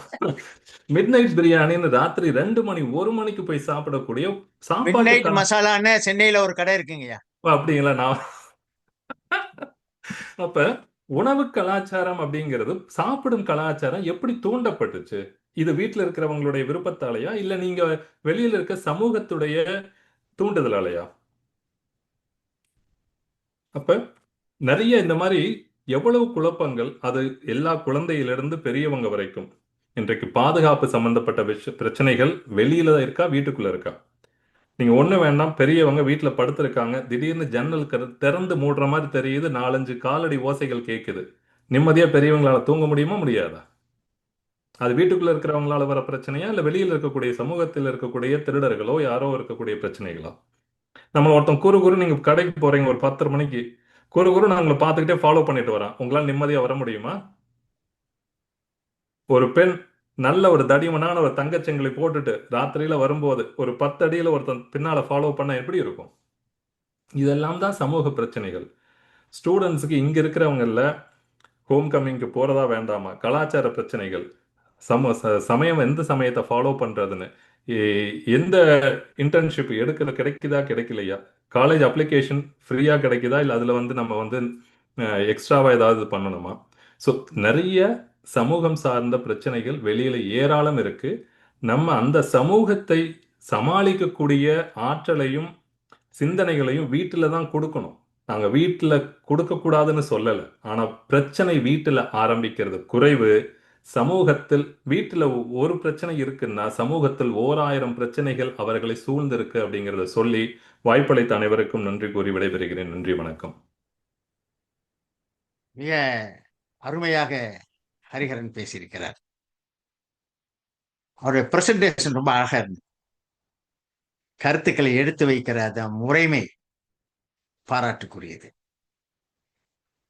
அது வீட்டு சூழலையும் சொல்லி சமுதாய சூழலையும் சொல்லி, சமுதாய சூழலிலே தான் சிரமங்கள் அதிகம் தருகிற நிகழ்வுகள் இருக்கின்றன என்பதை அவர் எடுத்து சொல்லியிருக்கிறார். ஆக வீட்டு சூழலே சமுதாய சூழலே சமூக சூழலே 2 அணியினரும் பேசி முடித்திருக்கிறார்கள். வீட்டு சூழலுக்கு அவர்கள் சொல்லிய காரணங்களை நாம் தள்ளிவிட முடியாது, ஒதுக்கிவிட முடியாது. ஏனென்று சொன்னா அதுல சொல்லிக்கிற பொழுது பிரச்சனையே வந்தது. கூட்டு குடும்ப பிரச்சனையே ஆரம்பிச்சாங்க. அதுவே ஒரு பிரச்சனையாக மாறி போயிடுச்சு. சமீபத்துல சென்னையில ஒரு திருமண வரவேற்புக்கு போயிருந்தோம், நானும் மனைவி. மனைவி தன்னுடைய சிநேகிதியிடம் கேட்டாங்க, உன் பையனுக்கு வயசாகி போயிட்டே இருக்க, சீக்கிரமா கல்யாணம் பண்ணக்கூடாதா, ஏன் லேட் பண்றீங்க அப்படின்னு. எங்க வரன்னு பார்த்துக்கிட்டே இருக்கோம், ஒன்றும் செட் ஆகல. சில பேரை பார்க்குறோம், அந்த பொண்ணு என்ன சொல்லுது, என்னை விட மாப்பிள்ளை குறைவா சம்பாதிக்கிறாரு, நான் கட்டிக்க மாட்டேன்னு சொல்லுது. சரி, இன்னொரு இடத்துல எல்லாமே பிடிச்சிருச்சு, அவங்களுக்கும் பிடிச்சிருச்சு நமக்கும் பிடிச்சிருச்சு, சரி பேசலாம் அப்படின்னு பேசும்பொழுது சொன்னாங்க, அந்த பொண்ணு சொல்லிச்சு, எனக்கு லக்கேஜ் எல்லாம் இருக்கக்கூடாது அப்படின்னு. என் மனைவி நல்லதானே லக்கேஜில் வேணான்னு சொன்னா, ஏன்னா நம்ம ஊர்ல பொண்ணு கல்யாணம் பண்ணி போகும் பொழுது கட்லி மெத்த பீரோ இப்ப மிக்சி கிரைண்டரு டிவி ஏசிமி எல்லாமே வாங்கி கொடுக்கறது இருக்கு, இந்த லக்கேஜ் எல்லாம் வேணான்னு தானே சொன்னாங்க. நல்லது தானே அப்படி இல்லைங்க, அவங்க லக்கேஜ்ன்னு சொல்றது மாமனையும் மாமி, அதாவது தாயும் தகப்பனையும் லக்கேஜ் ஆக்குகிற நிலைமைக்கு இன்றைக்கு வந்துட்டோம். அப்படி ஒரு கால சூழல் மாறி போயிடுச்சு. கூட்டு குடும்ப நிலையெல்லாம் சிதைந்து போய் இன்னைக்கு தனி குடித்தன நிலைக்கு வந்துட்டு. அதே மாதிரி உணவு உடை பிரச்சனை,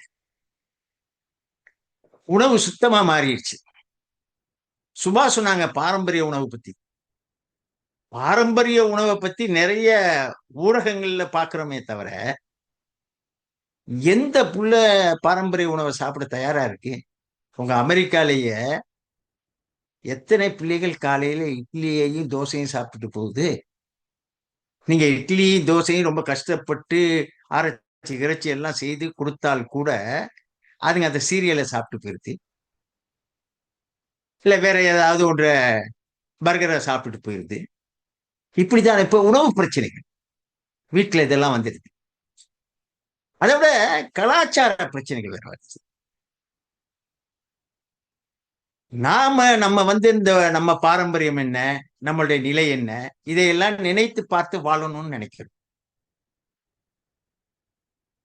ஈன்று புறந்தறுதல் எண்தலை கடனே, சான்றோன் ஆக்குதல் தந்தைக்கு கடனே, வேல்வடித்து கொடுத்தல் கொள்ளருக்கு கடனே, நன்னடை நல்கல் வேந்தற்கு கடனே, வேல்வழி ஒளிருவாள் அறிஞ்சமம் முறுக்கி களிர் எறிந்து பெயரல் காளைக்கு கடனேன்னு சொல்லி பொன்முடியார் பாட்டு புறநானூறு. இதுல ஈன்று புறந்தறுதல் எண்தலை கடனே அப்படின்னு அவங்க பெண்பார் புலவர் பாடுறாங்க. ஈன்று புறந்தறுதல் எண்தலை கடனேன்னா என்ன அர்த்தம்? பிள்ளையை பெற்று தருவது என்னுடைய கடமை, தலையாய கடமை அப்படின்னு சொல்றதோட முடியுதுன்னு சொன்னா அது பொருள் இல்லை, சாதாரண பொருள். ஏன்னா எல்லா ஜீவராசியுமே குழந்தையை பிறதான செய்து, குட்டி ஈனதான செய்து, ஆடு பல குட்டி போடுது, இன்னும் பண்ணி எக்கச்சக்கமான குட்டிகளை போடுது. அதனால குழந்தையை பெற்றெடுப்பது தாயுடைய தலையாய கடமை இல்லை. அந்த புறம் என்கிற சொல்லிலே தான் கவிதை இன்பம் இருக்கு. பிள்ளையை ஈன்று அவனை அகத்திலேயே, இல்லத்திலேயே, அவனுடைய உள்ளத்திலேயே எல்லாவற்றையும் பண்படுத்தி, செம்மைப்படுத்தி, சீர்மைப்படுத்தி, பக்குவப்படுத்தி சமுதாயம் என்கிற புறத்திற்கு தர வேண்டிய மிக முக்கியமான கடமை தாய்க்குண்டு. அது பொறுப்பு. அதை நீங்கள் இங்கே சிரமம் என்று சொன்னீர்கள். காரணம் என்னன்னா, அந்த பொறுப்பை நிறைவேற்ற முடியல. அவனுடைய அகத்திலே அவனுடைய நம்முடைய பண்பாட்டை, நம்முடைய கலாச்சாரத்தை நம்மளால விதைக்க முடியல, தட்டுமாறும். காரணம் என்னன்னு சொன்னா, அறிவு வளர்ந்திருக்கிறது, அபரிமிதமாக வளர்ந்திருக்கிறது. அவர் சொன்னது மாதிரி எங்கேயாவது ஒரு பிரேக்கிங் நியூஸ் உலகம் அளவுல தாக்குதலை ஏற்படுத்தியது. அந்த அளவுக்கு விஞ்ஞானம் வளர்ந்திருக்கிறது, அறிவு வளர்ந்திருக்கிறது. ஆனால் அறிவு வளர வளர மனிதன் இயந்திரமாகி போனான். அறிவு வளர வளர மனிதன் இயந்திரமாகி போனான். மனிதன் இயந்திரம் ஆக ஆக அவனுடைய இதயம் சுருங்கி போயிட்டு, இதயம் சுருங்கிவிட்ட காரணத்தினாலே நல்ல பண்பாடுகளை அவன் ஏற்க மறுக்கிறான். பட்டுக்கோட்டை கல்யாண சுந்தரம் பாடினார், ஆளும் வளரணும், அறிவும் வளரணும், அதுதான்டா வளர்ச்சின்னு. ஆள் வளரணும், அறிவு வளர்ந்திருக்கிறது, ஆள் வளர்ந்திருக்கிறானா? ஆள் வளர்றதுன்னா ஒரு 8 அடி 10 அடி வளர்றதா, இல்ல குறுக்க குன்று போல வளர்றதா? பண்பாட்டில வளர், பண்பாட்டில வளர்றது. அப்ப அந்த பண்பாட்டில, கலாச்சாரத்தில நம்ம பிள்ளைகளை வளர்ப்பதில இன்றைய பெற்றோர்கள் மிகவும் சிரமப்படுகிறார். அதை ஒப்புக்கொள்ள வேண்டிய ஒரு விஷயம், மறுதளிக்க முடியாது. மிகப்பெரிய பிரச்சனை. வீட்டு பிரச்சனையெல்லாம் ஒதுக்கி வைக்க முடியாதுங்க. அதாவது எவன் ஒருவன் வீட்டிலே மகிழ்ச்சியாக இல்லையோ அவன் தான் வேலை பார்க்கிற இடத்திலும் மகிழ்ச்சியாக இருக்க மாட்டான், மற்றவர்களையும் மகிழ்ச்சியாக இருக்க விட மாட்டான். வீட்டில மகிழ்ச்சி இருக்கணும். உங்களில் சிறந்தவர் யார்? உங்க மனைவிக்கு யார் சிறந்தவரோ அவர்தான் சிறந்த கடவுள். தன்னுடைய மனைவிக்கு யார் சிறந்தவராக மனைவி சொல்லணும், என் கணவர் சிறந்தவர்னு. அப்படிப்பட்டவர் தான் சிறந்தவர். ஆனா இன்றைய சூழலில நம்மளுடைய அந்த உணவு, உடை, மற்ற கலாச்சார பண்பாட்டு சீர்குலைவுகளை வீட்டில அதை நாம் எதிர்நோக்குகிற போது மிகுந்த சிரமத்துக்கு உள்ளாகிறோம் என்பதிலே சந்தேகமே இல்லை. அதாவது அன்பும் அறனும் உடைத்தாயின் இல்வாழ்க்கை பண்பும் பயணம். அது அன்பு மனைவி, பெண் என்கிறவள் முழுமையாக அன்பினாலேயே ஆனவள். ஆடவருடைய வாழ்க்கையில அன்பு ஒரு பகுதிங்க, ஆனா பெண்ணுடைய வாழ்க்கையில அன்புதான் முழுமை. அந்த முழுமையான அன்புதான் அறமாகிய கணவனை வழிநடத்துகிறது. அறவழியிலே கணவனை வழிநடத்துகிறது. அந்த கணவனை ஒழுங்கா வழி நடத்துகிற போதுதான் அந்த அறச்செயல்கள் விளைக்கிறது. அப்பதான் அது பண்பும் பயனும் ஆகும். ஆக அன்போடு இருப்பது பண்பு, அறத்தோடு வாழ்வது பயன். அதான் இல்வாழ்க்கை. ஆனால் இன்றைக்கு ஒப்பிடுகிறோம். மனைவியே சொல்றா, நீங்க தான் சொன்னீங்க, அவன் இங்க பாரு, இங்க பாரு, இவனை பாரு, அவனை பாரு, ஒப்பீடு செய்யறாங்க. ஆக நிறைய பிரச்சனைகளுக்கு என்ன காரணம் தெரியுமா? நாம் நிசமாக வாழாமல் நிழலாக வாழ்வதுதான். மெய்யாக வாழாமல் பொய்யாக வாழ்வதுதான். நாம் நமக்காக வாழாமல் அடுத்தவர்களுக்காக வாழ்வது. இதுதான் வாழ்க்கை. அதனாலதான் சிரமம். அதாவது பட்டிமண்டபம்ங்கிறது பொழுது போக்குவதற்காக நடத்தப்படுவது அல்ல. சும்மா வெற்றி நகைச்சுவைக்காக நடத்தப்படுவது அல்ல. பொழுதை ஆக்குகிற, இதயத்தை பக்குவப்படுத்துகிற பட்டிமண்டபம். அதனாலதான் பட்டிமண்டபத்து பாங்கறிந்து ஏறுமின் நான் தமிழன். அதனால அதை அறிந்து நம்ம இங்கே 4 பேருமே அந்த பட்டிமண்டபத்து பாங்கறிந்து நீங்கள் கருத்துக்கள் சொன்னீர்கள். உங்கள் 4வருக்கும் வாழ்த்துக்கள். இத முன்னுரை கொடுத்த நம்முடைய கார்த்திகைக்கு பெரும் வாழ்த்துக்கள், பாராட்டுக்கள். அதனால நாம இந்த அன்பையும் அறத்தையும் செய்கிற போது ஒப்பிடுகிறார்கள், அடுத்தவர்கள் ஒப்பிடுது. இன்னும் சொல்ல போனா நம்முடைய தேவை குறைவு, நமக்கு பேசிக் நெசசிட்டி என்பது குறைவு, ஆனா டிசையர் அதிகம், ஆசை அதிகம். தேவை குறைவு, தேவைக்காக மட்டுமே வாழ்ந்தால் அற்புதமான வாழ்க்கை.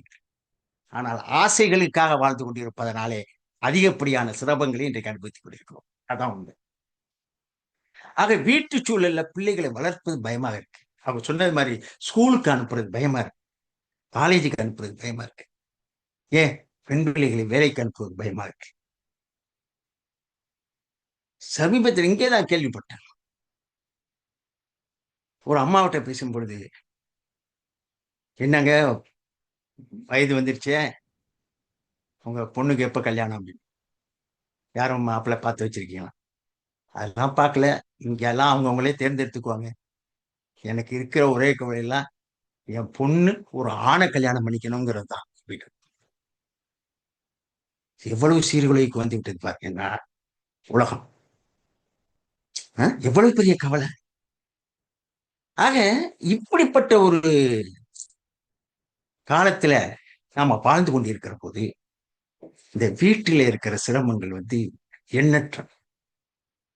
ஆனா அதையே வைத்துக்கொண்டு நாம வீடு மட்டும்தான் காரணம் அப்படிங்கிற ஒரு முடிவுக்கு போக முடியுமா அப்படின்னு சொன்னா கொஞ்சம் இங்க யோசிக்கணும். சமூக சூழலை யோசிக்க வேண்டிய. சமூக சூழலுக்குன்னு நீங்க வந்துட்டீங்கன்னு சொன்னா நாம சிந்திக்க வேண்டிய மிகப்பெரிய ஒரு விஷயம். இன்றைக்கு அவர் சொன்னாரு, விசா பிரச்சனை.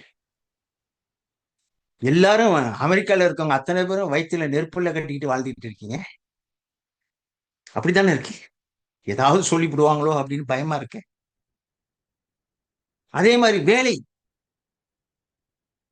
ஏன்னா 10 வருஷம் 12 வருஷம் வேலை பார்த்தவங்க எல்லாம் நாளையில இருந்து வராதுன்னு சொல்லிக்கிற காலம் ஆகி போச்சு. டக்குன்னு வேணான்னு சொல்லிடுறாங்களே. அப்போ வேலை வாய்ப்பு, அப்போ இந்த வேலை வாய்ப்பு, இந்த விசா போன்ற பிரச்சனைகள் இந்த சமுதாயத்திலிருந்து தானே வீட்டை தாக்குது. நிதி பற்றாக்குறையை ஏற்படுத்துவது வரியை சொல்லுங்க. வரின்னு அப்படியே புலம்பணும்ல, வரியை சொல்லுங்க. அதனுடைய சுமையை தாங்குவது யாரு? அது எங்க வீட்டுக்குள்ளே இருந்தா வருது? இல்ல இந்த கலாச்சாரத்தை நம்முடைய பண்பாட்டை நோக்கிய தாக்குதல்கள் எல்லாம் வீட்டுக்குள்ளேயா உருவாகுது? சமுதாயத்திலிருந்து தான் நமக்கு தாக்குது. சமுதாயத்திலிருந்து தான் தாக்குது. நல்ல பாட்டு சொன்னேன். ஈன்று புறந்தறுதல் என் தலை கடனே, சான்றோனாக்குதல் தந்தைக்கு கடனே, வேல்வடித்து கொடுத்தல் கொள்ளருக்கு கடனே, நன்னடை நல்கல் வேந்தற்கு கடனே. நன்னடை நல்கை வேந்தற்கு கடன். அதாவது நெல்லும் உயிரென்றே, நீரும் உயிரென்றே, மன்னன் உயிர்த்தே மலர்தலை உலகம். அதனால் யான் உயிர் என்பது அறிகை, வேல்மிகு தானே வேந்தற்கு கடனே என்று ஓசிக்கிறனர் பாடியிருக்கார். அதாவது நெல்லும் உயிர் இல்ல, நீரும் உயிர் இல்ல, மன்னன் உயிர்த்தே மலர்தலை. அப்ப அந்த மன்னனை வச்சுதான் ஒரு நாடு, ஒரு சமுதாயம். அங்கே அதானே சொல்றார், நன்னடை நல்கல் வேந்தற்கு கடனே. புரிஞ்சுக்கங்க, நன்னடை நல்களையும் பாருங்க, இங்க இதையும் பாருங்க. மன்னன் உயிர்த்தே மலர்தலை. அதாவது அன்றைக்கு மன்னன், இன்றைக்கு என்ன பெரிய ஜனநாயகமாக நாம பேசினாலும் நம்ம தேர்ந்தெடுத்தாலும் வர்றவரு எதேச்சதிகாரமா தானே இருக்காரு. தன்னை சர்வாதிகாரி போல, தன்னை மன்னனை போலதானே நினைத்துக் கொண்டு பேசி நடக்கிறார்கள். உலக நடப்பு, உலகத்துல எல்லா நாடுகள்லயும் அப்படிதான். என்னதான் ஜனநாயகம் பேசினாலும் கூட இறுதியில வந்து நிற்பது அவர்களுடைய சுய இதுதான். அப்ப அவங்க நன்னடை கொடுக்கவில்லை என்றால், தங்களுடைய மக்களுக்கு பாதுகாக்கவில்லை என்றால், ராமனை பற்றி, ராமகாதையை பற்றி உண்ணாமலை சொன்னதுனால ஒரு வார்த்தை சொல்றேன். தசரதன் தன்னுடைய நாட்டை எப்படி ஆண்டான் தெரியுங்களா? இங்கே இவன் மன்னன் உயிர்த்தே மலர்தலை உலகம்னு சொன்னான், மோசிக்கிறனர். கம்பன் என்ன சொல்லுவான் தெரியுமா? தசரதன் தன்னுடைய நாட்டை எப்படி ஆண்டான்னு சொன்னா, உயிரெல்லாம் உறைவதோர் உடம்பும் ஆயினான் அப்படி சொல்லுவான். அதாவது மக்கள் எல்லாம் உயிர், மன்னன் உடம்பு. அப்படிதான் தசரதன் ஆண்டான். இங்க மன்னன் உயிர், மக்கள் உடம்பு. ஆனா கம்பன் புரட்சி செய்தான், மக்கள் தாண்டா உயிர், மன்னன் வெறும் உடம்புடான்னு சொல்லி ஜனநாயகம் பேசலாம்.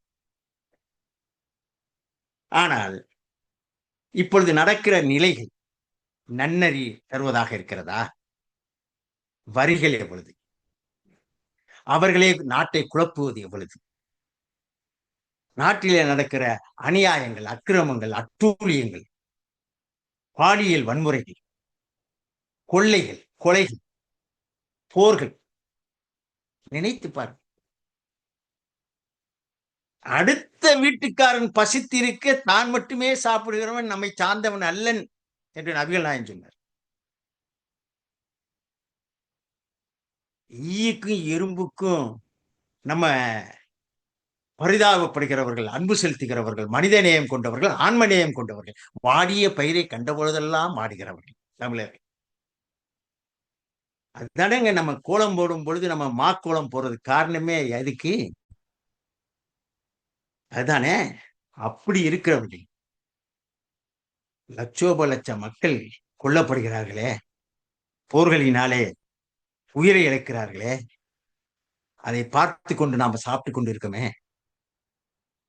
இப்படிப்பட்ட ஒரு கொடுமைகள் நடந்திருக்க சமுதாயத்துல.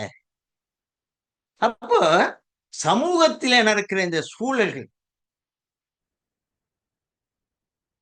வீட்டு சூழலை காட்டிலும் அதிகமாகவே இருக்கிறது. அதான் உண்மை, அதுதான் உண்மை.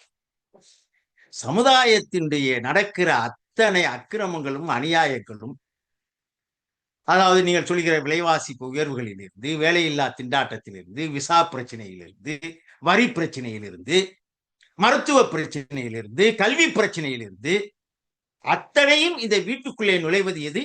சமூகத்தின் இருந்து வருவதுதான், வீட்டிலே உருவாவது இல்லை. வீட்டுல சொல்ல போனா நாங்க அப்படி படிச்சோம், இப்படி படிச்சோம், அப்படி இருந்தோம், இப்படி இருந்தோம்லாம் சொல்லுவோம். அப்படிலாம் இப்ப சொல்ல முடியாது. அது நம்ம காலம். நம்ம 5-6 மைல் சைக்கிள்ல போய் ஸ்கூலுக்கு போயிட்டு வந்தோங்கிறதுக்காக நம்ம பிள்ளை இன்னைக்கு சைக்கிள்ல அனுப்ப முடியுமா என்ன? காலம் மலையேறிடுச்சு. இன்றைக்கு குழந்தைகள் வளர்ப்பு என்பது வேறு மாதிரி ஆயிடுச்சு.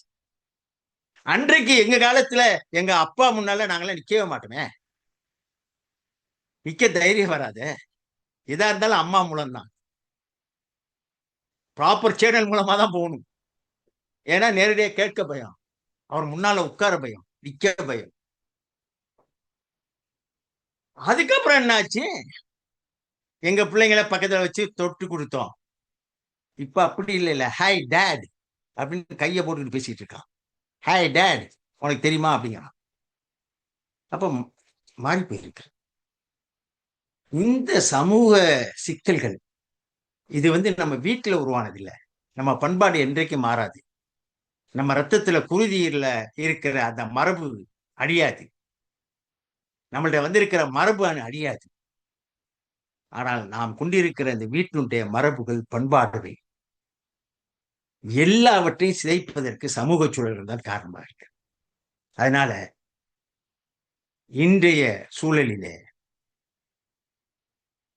இன்றைய சிரமங்களுக்கு மிக பெரிதும் காரணமாக இருப்பது வீட்டு சூழலை காட்டிலும் சமூக சூழலே என்று சொல்லி இந்த பட்டிமன்றத்தை நிறைவு செய்கிறோம்.